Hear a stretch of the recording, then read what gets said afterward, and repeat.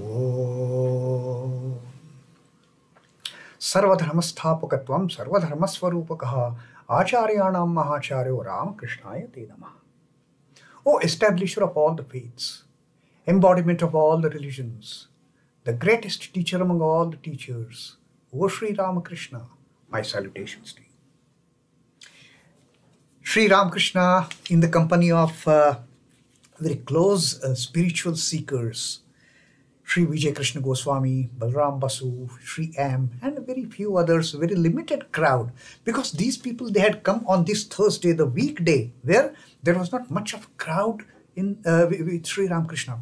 So they could have those intense spiritual talks with him, the intense spiritual discourse, and get Sri Ramakrishna's teachings. And Sri Ramakrishna, on this particular day, he started his teaching in a very harsh manner, for that matter, that how householders normally they get attracted to woman and gold and bring their own downfall from the spiritual path. Sri Ramakrishna, in our previous session, he had told us through those two stories, the story about the priests of Govindaji temple at Jaipur, how they had lost their spiritual valor the moment they got married. And the 1200 Nedas and 1300 Nedis, the disciples of Veerabhadra, son of Nityananda Goswami, that those Nedas and Nedis, they had such a tremendous spiritual valor that Veerabhadra got worried about the consequences which these people, they can bring out with their fiery spirits, spiritual spirits. If somebody by chance, unknowingly, kind of dishonors them, these people, even with the thought, they can bring doom on those people. So he wanted to bring down their spiritual grandeur, their spiritual valor, their spiritual significance. So he asked them to get married. Now, out of these 1300 Nedas, 100, they knew what our Guru is going to tell us, that he has called us after our meditation and worship. So these 100, they just didn't go to their Guru. 1200 went. Guru told them, you get married to these Nedis, the clean-shaven nuns, and that's all. That was the end of their spiritual progress. Now they were entrapped in the household activities, worrying for their wives, worrying for their children and all these things. They just lost the spiritual grandeur. And then Sri Ramakrishna said that first realize God and then get into the householder activities. First, by realizing God through dispassion. And dispassion towards what? Dispassion towards lust and greed. Dispassion towards the temporary and ephemeral things of the world. You develop dispassion for this worldly Maya, and then you get God realization, and then you can get into the worldly life. Then you can get into the householder's life. Then you are not going to be attracted. You are not going to be bewitched by the woman's charms. So Sri Ramakrishna, having told that in the previous, and then he gave that example of the big magnet and small magnet. Sri Ramakrishna says, suppose there is a big magnet and a small magnet. Now, which of these two will attract an iron piece? Naturally, the big magnet. In presence of big magnet, the small magnet won't have any effect on the iron piece. Big magnet will immediately pull it. And Sri Ramakrishna says, God is this big magnet. Woman is the small magnet. What can woman do in presence of God? First realize God, and then you get over that fear, you get over that attraction towards women. So having taught all these things in such harsh words, that one devotee now asks Sri Ramakrishna that, sir, shall we hate women then? If you are saying women are the reason, woman is the cause of spiritual downfall, should we start hating them? And then what is Sri Ramakrishna's answer? He says, he who has realized God does not look upon woman with the eye of lust. Then he need not worry about woman. He need not fear about the charms of a woman. So he is not afraid of her. He perceives clearly that women are but so many aspects of the Divine Mother. Women are just embodiments of the Divine Mother. They are just the manifestations of the Divine Mother. And he worships them all as the Mother herself. Now he has no danger from her. He need not be afraid of the charms of a woman. She is the Divine Mother. Divine Mother is representing in that woman. Why should I be afraid? Why should I get tempted? Why should I get attracted? So once that kind of a feeling comes, then we don't hate any woman at all. They are all verily the mothers for us. And then Sri Ramakrishna tells Vijay Krishna Goswami, come now and then. I like to see you very much. Vijay Krishna Goswami is a person of a very, very high spiritual level. Sri Ramakrishna loves to talk to such people, and that's why he has this kind of a small circle, intimate circle with whom he discourses. Now, what Vijay Krishna Goswami has to say, he says, I have to do my various duties in the Brahmo Samaj. Now he is a paid preacher of the Brahmo Samaj. He has to spend allocated hours for that preaching and teaching and giving sermons and giving lectures. I have to do my various duties in the Brahmo Samaj. That's why I can't always come here. But then he says, he gives a promise to Sri Ramakrishna. But I shall visit you whenever I find it possible. That much I will definitely do. Whenever I find time, I will come and meet you. Now Sri Ramakrishna says, his task is of a religious teacher. Now Sri Ramakrishna says, the task of a religious teacher is indeed difficult. What you are doing, what you are into right now, the paid preacher of the Brahmo Samaj, it is extremely difficult task. One cannot teach men without direct command from God. And this Sri Ramakrishna had already told even Keshav Chandra Sen. First get the command from the God. First get the authority from the God, and then get into these activities of teaching and preaching and giving lectures and doing all the things. People won't listen to you if you teach without such authority, Sri Ramakrishna says. Such teaching has no force behind it. It becomes a very, very loose kind of teaching with no everlasting effect, a very, very small effect. One must first of all attain God through spiritual discipline or some other means. First attain God, and thus armed with authority from God, one can then deliver lectures. After receiving command from the God, one can be a teacher and give lectures anywhere. Then you need not only limit yourself to giving lectures at Brahmo Samaj. You can go to the open Maidan and start giving lectures to thousands of people with the command from God, not without that, Sri Ramakrishna says. He who receives authority from God also receives power from him. Now Sri Ramakrishna has put a very, very significant point here of getting command from God. When God gives you authority, it is not that God gives you just a verbal or a written authority or the authority given by his sign language. No, God also empowers you with the power to do that work. God also gives you support to do that work.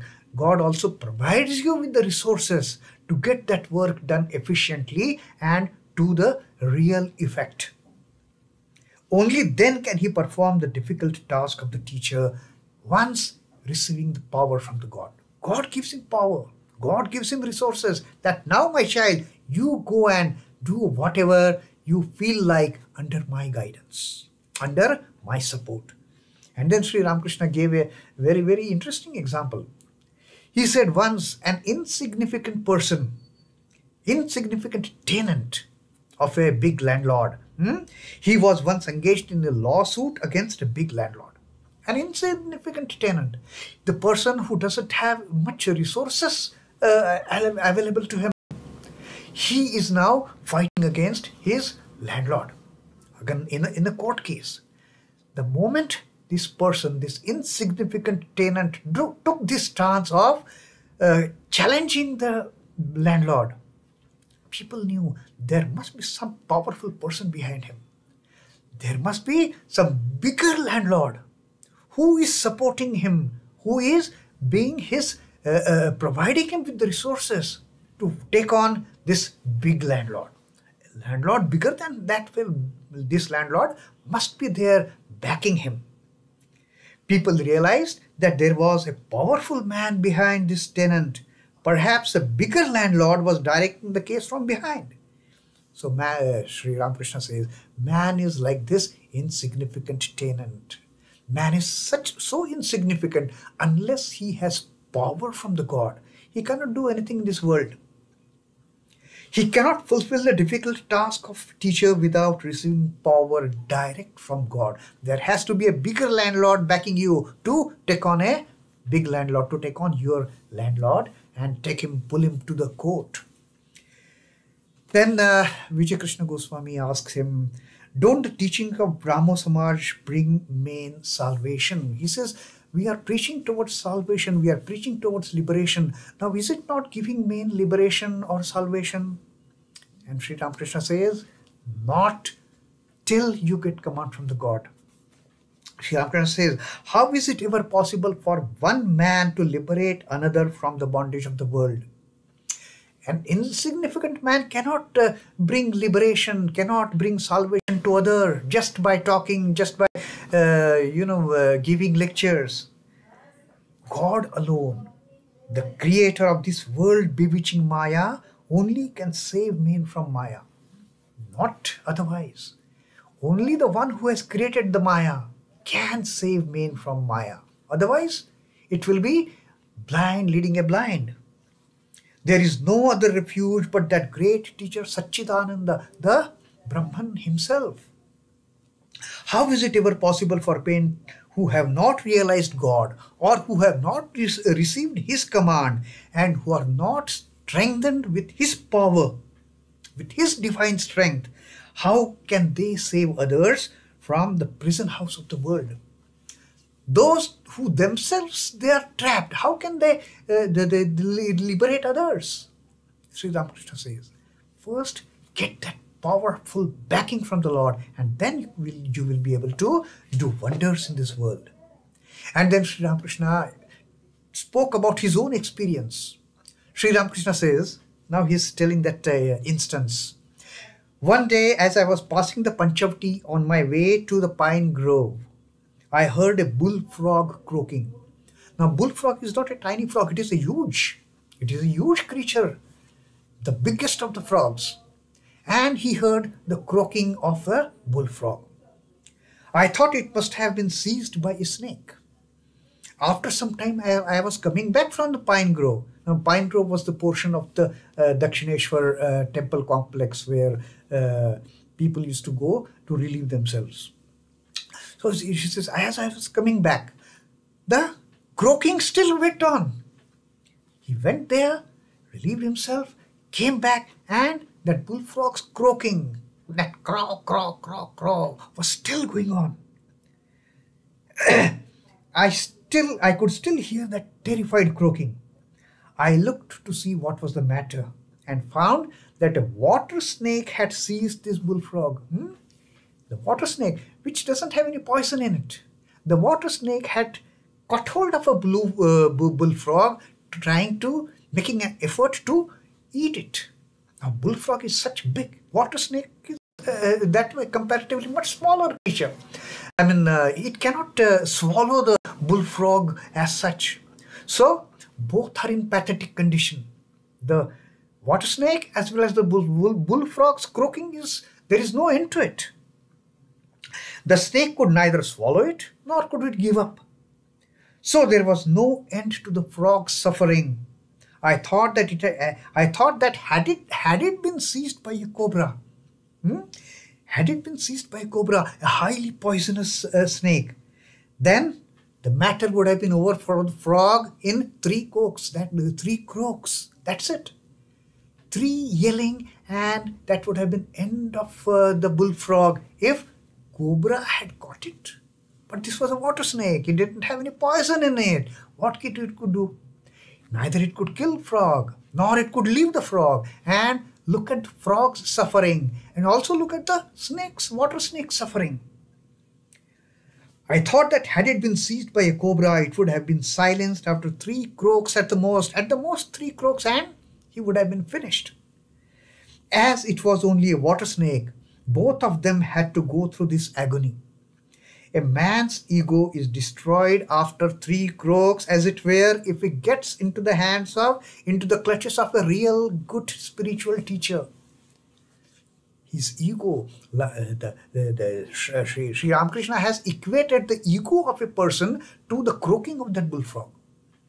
If a person is clutched by a strong, spiritually strong guru, his ego goes within 3 croaks, as if Sri Ramakrishna. And once the ego goes, that's the end of it. All the Maya gets dissolved.